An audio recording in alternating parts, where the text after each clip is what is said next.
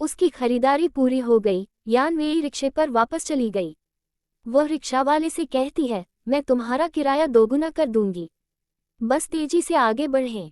आखिरकार रिक्शा फिसलकर यान वेई के स्टूडियो के बाहर रुक गया। यहाँ थे। रिक्शा वाला हौंफते हुए घोषणा करता है।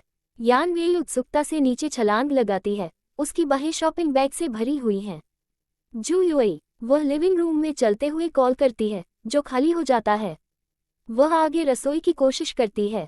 जू युई, उसने कॉल किया, लेकिन वहाँ कोई नहीं है। हालांकि जो उपज उसने पहले बाजार से खरीदी थी उसे किचन कैबिनेट में बड़े करीने से रखा गया है।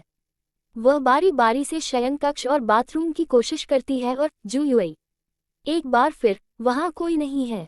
वह चली गई। यान वेई वापस नीचे चली गई और सोफे पर जोर से बैठ गई। क्या उसने सचमुच अपना मन बदल लिया, जैसा कि झो हेंग ने कहा था? यान वेई यह कल्पना करके खुद को यातना देती है कि झो हेंग की यात्रा कैसी रही होगी। उसकी कल्पना में झो हेंग प्रत्येक हाथ में एक बैग लेकर स्टूडियो में प्रवेश करता है। युई, मैं तुम्हारे लिए तुम्हारी चीजें लाया हूँ, वह घोषणा करता है। आप ऐसा क्यों कर रहे हो? जू युई मान करती है। झो हेंग बताते हैं, मुझे पता है कि आप अभी भी मुझसे नाराज हैं। अगर तुम मेरे साथ घर नहीं जाना चाहती तो कोई बात नहीं, लेकिन अब तुम गर्भवती हो और तुम्हें अपना और बच्चे का अच्छे से ख्याल रखना चाहिए। वह एक बैग खोलता है। देखो, ये वह रेशमी रजाई है जिसे तुम आमतौर पर इस्तेमाल करते हो, और मैंने तुम्हारे लिए तकिए में हवा लगा दी है। वह पके हुए माल का चयन करता है। ये सभी आपके पसंदीदा केक और पेस्ट्री हैं। मैं पहले गुवानशेन बेकरी के पास से गुजरा और मैं कुछ खरीदने से खुद को रोक नहीं सका। घर पर बहुत अधिक कॉफ़ी नहीं बची है, लेकिन मैंने पहले ही चैम्बर ऑफ कॉमर्स से इस बारे में बात कर ली है। अगला मालवाहक जहाज आते ही मैं तुरंत आपके लिए ताज़ी कॉफ़ी लाऊंगा। यान वेई की कल्पना में झो हेंग रोजमर्रा की कई चीज़ें प्रस्तुत करता है। ये सभी छोटी चीज़ें हैं जिनका आप हमेशा उपयोग करते हैं। मैं जानता हूँ कि वे महंगे नहीं हैं, लेकिन अगर आपको दोबारा नए खरीदने की ज़रूरत पड़े तो यह असुविधाजनक होगा। झो हेंग जू युई के कान में एक बाली रखता है। क्या तुम्हें अब भी ये बालियां याद हैं? जब हम पहली बार मिले थे तो मैंने उन्हें तुम्हें दे दिया था। आपने कहा कि आपको उनकी सरल शैली पसंद आई। झो हेंग, हमारा अंत इस तरह कैसे हुआ? जू युई पूछता है। यान वेई की कल्पना में झो हेंग अपने घुटनों पर गिर जाता है। मुझे बहुत खेद है, युई। मैं स्पष्ट रूप से नहीं सोच रहा था। मैं जानता हूँ कि यह सब मेरी गलती है। मुझे आशा है कि आप मुझे एक और मौका दे सकते हैं। मैं वादा करता हूँ कि मैं जीवन भर आपके और बच्चे के साथ अच्छा व्यवहार करूँगा। तुम्हारी बाकी की जिंदगी। जू युई उदास होकर पूछती है, सचमुच करोगे? यान वेई अपने दिमाग से इन अवांछित विचारों को निकालने के लिए खुद को बार बार थप्पड़ मारती है। भले ही जू युई हमेशा उसे छोड़ने के बारे में दृढ़ दिखती थी, लेकिन वह दुखी होकर सोचती है, आखिरकार उनकी शादी को 5 साल हो गए हैं और अब उनका एक बच्चा भी है। उसकी नज़र अपने पास रखे शॉपिंग बैग पर पड़ती है। मैं कर भी क्या रहा हूँ? वह अपने अतीत, एक सैन्य शिविर की ओर लौटती है। जब वह गुडलक को अपनी गोद में लेकर बैठी होती है तो उसका एक साथी उस पर कैमरा तान देता है। वह उससे कहता है, भले ही हम यहाँ से जीवित निकल जाएं, हमारे जैसे लोग संभवतः सामान्य जीवन नहीं जी सकते। उन्होंने आगे कहा, युद्ध के मैदान में केवल जीवन और मृत्यु है, लेकिन बाहरी दुनिया उससे भी अधिक जटिल है। फ्लैशबैक में यान वेई उसे सोच समझकर देखती है। वर्तमान में वापस यान वेई अपने विचारों में खोई हुई है। ये सही है, आखिरकार मैं हत्यारा हूँ। मैं संभवतः क्या आशा कर सकता हूँ? इसके अलावा मैंने झांग वान को भी मार डाला। वह अभी तक ये नहीं जानती। यान वेई शॉपिंग बैग उठाती है। उसका इस तरह चले जाना, शायद ये हम दोनों के लिए बेहतर है। वह शॉपिंग बैग बाहर लाती है और कोने पर कूड़ेदान की ओर बढ़ती है।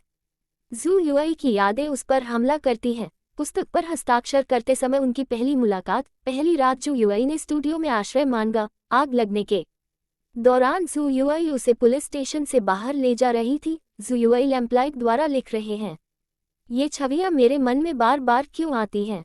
उसे ताजुब हुआ, क्या वे सिर्फ मुझे प्रताड़ित करने के लिए यहाँ हैं? यान वेई कूड़ेदान का ढक्कन उठाती है। अलविदा, वह दृढ़ता से सोचती है। ... फिर ऊपर देखता है। कार के हॉर्न की आवाज से चौंक जाता है।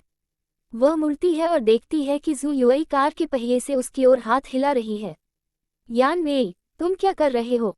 यहाँ पर पहुँचे। यान वेई, प्रसन्न होकर शॉपिंग बैग गिरा देती है और दौड़ पड़ती है।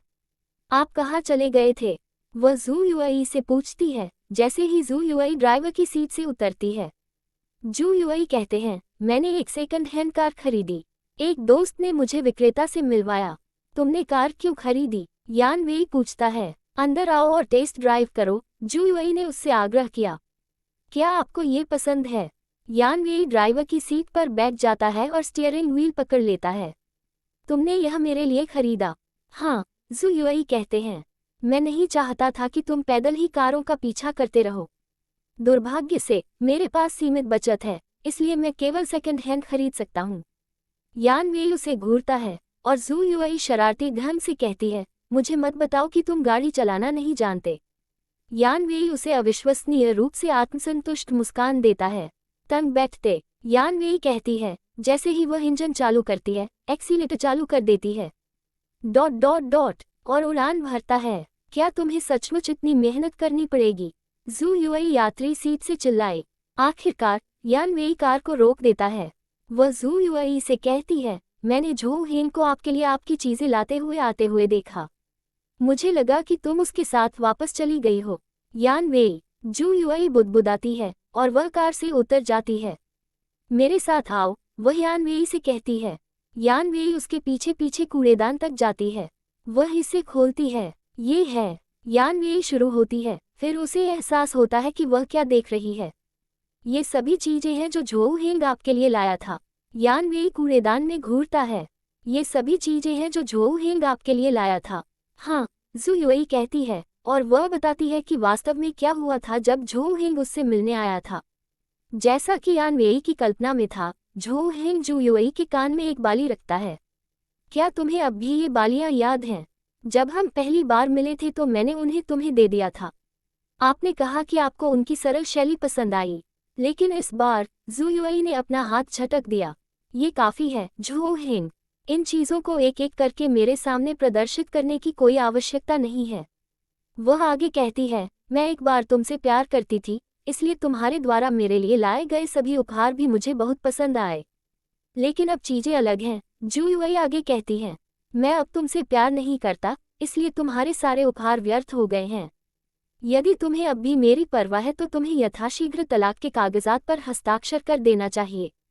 जैसा कि यान वेई की कल्पना में, झो हेंग अपने घुटनों पर गिर जाता है। मुझे बहुत खेद है, युई। मैं स्पष्ट रूप से नहीं सोच रहा था। मैं जानता हूं कि यह सब मेरी गलती है। मुझे आशा है कि आप मुझे एक और मौका दे सकते हैं। मैं वादा करता हूं कि मैं जीवन भर आपके और बच्चे के साथ अच्छा व्यवहार करूंगा। लेकिन इस बार जू युई ने उससे कहा, बहुत देर हो चुकी है, झो हेंग। आप सही कह रहे हैं, देर हो रही है, झो हेंग कहते हैं। बेहतर होगा कि मैं तुम्हें थोड़ा आराम करने दूं। क्या मैं किसी और दिन वापस आकर तुमसे मिल सकता हूं? जैसे ही वह दरवाजे की ओर बढ़ता है, जू युई उससे कहती है, तुम्हें ये सभी चीजें अपने साथ वापस ले जानी चाहिए। झो हेंग दहलीज पर रुकता है। यदि तुम्हें वास्तव में उनकी आवश्यकता नहीं है, वह उसके कंधे पर कहता है, तो बस उन्हें फेंक दो। और जू युई करता है। वर्तमान में वापस जू युई ने निष्कर्ष निकाला, तो मुझे कमजोर और आसानी से लुभाने वाला मत समझो, ठीक है? यान वेई उसे आश्चर्य से देखता है। लेकिन मुझे लगा कि आपको अपनी विलासितापूर्ण जीवनशैली पसंद है, वह कहती है। जू युई उन शॉपिंग बैगों को देखती है जिन्हें यान वेई ने कूड़ेदान के पास छोड़ दिया था। तो तुमने ये सब सिर्फ मेरे लिए खरीदा? वह पूछती है। हाँ, यान वेई कहते हैं। जू युई उनकी सामग्री का निरीक्षण करने के लिए नीचे झुकती है। वे ऐसा नहीं है कि मैं परेशान करना चाहता हूँ, लेकिन आपका स्टूडियो आधे महीने से बंद है।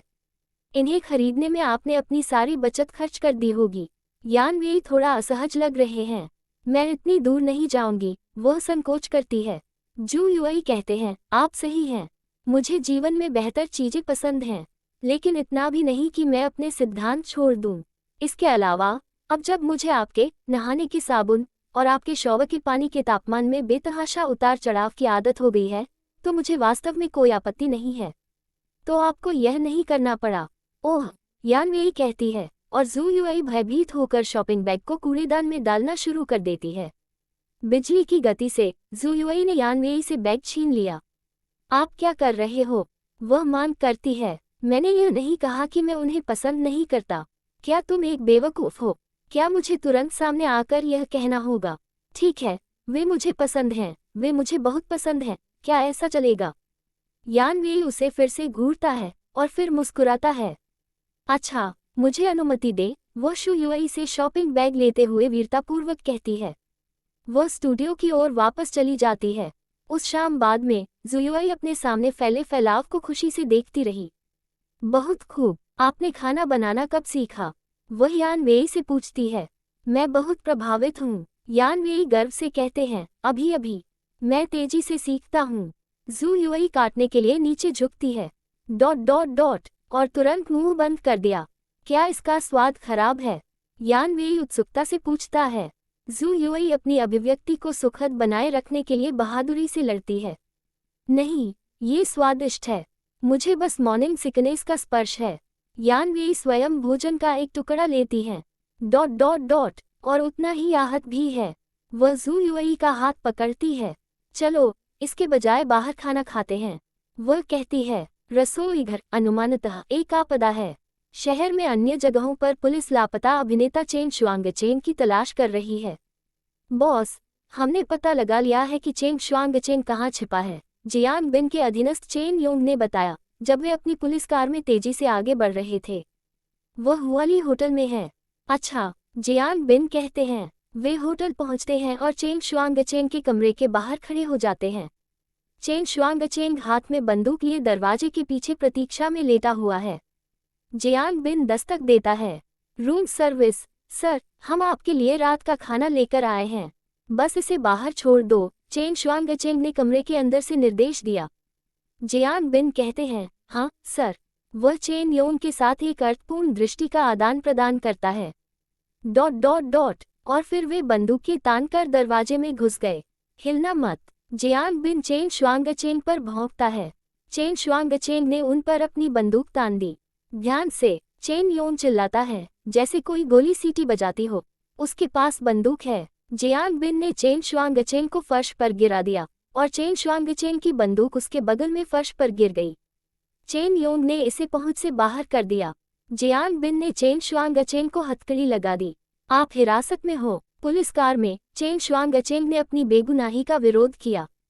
जासूस जियांग, तुम्हें मुझ पर विश्वास करना होगा। मैं वह नहीं था जिसने चू हुईजी को मारा था। मैं उस तरह का व्यक्ति नहीं हूं जो ऐसा कुछ करेगा। मैंने उसके साथ एक बार प्रेम प्रसंग किया था, लेकिन अब वह सब खत्म हो गया है। जासूस जियांग, तुम्हें मुझ पर भरोसा करना होगा। इधर उधर भटकना बंद करो। जियांग बिन, जो उसके साथ पिछली सीट साझा कर रहा है, आदेश देता है। ड्राइवर की सीट से चेन योंग कहते हैं, आपने हमें देखते ही शूटिंग शुरू कर दी, और आप अब भी कह रहे हैं कि आपने उसे नहीं मारा।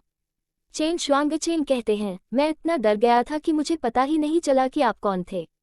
मैं जानबूझकर पुलिस को निशाना नहीं बना रहा था। आपको किससे डर है? जियांग बिन पूछता है। चेन शुआंगचेन कहते हैं, मुझे डर है कि कोई मुझे चुप कराने के लिए मुझे मार डालेगा। तो तुम्हें पता है असली हत्यारा कौन है? जियांग बिन पूछता है। असली हत्यारा है। चेन शुआंगचेन शुरू होता है। अनुवादक का नोट, चीनी भाषा में इस अध्याय का शीर्षक आई वू जी वू है, जिसका शाब्दिक अर्थ है, घर के प्रति प्रेम उसकी छत पर बैठे कौवों तक भी फैलता है। इसका मतलब यह है कि यदि आप किसी से प्यार करते हैं, तो आप उस व्यक्ति से जुड़े सभी लोगों और चीज़ों से भी प्यार करेंगे। अंग्रेजी में इसे अक्सर love me, love my dog के रूप में अनुवादित किया जाता है।